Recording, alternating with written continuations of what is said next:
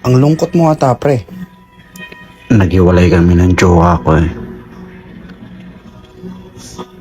Ginawa ko naman ang lahat. Lahat ng gusto niya. Sinunod ko.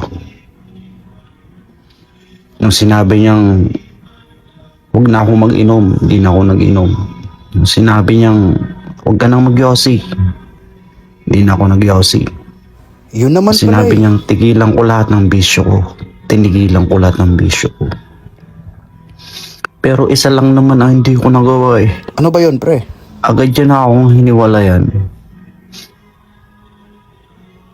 Hindi ko talaga kaya pare. Hindi ko talaga kayang magpatuloy. Supot ka ba? Kahit nga si nanay, tinataguan ko nun eh. Ayoko talaga magpatuloy, masakit.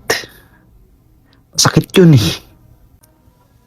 Injection pa nga lang, kita ko palang karayom, mahimatay na ako eh. Hiwain pa kaya yung akin. Ayoko magpatuloy eh.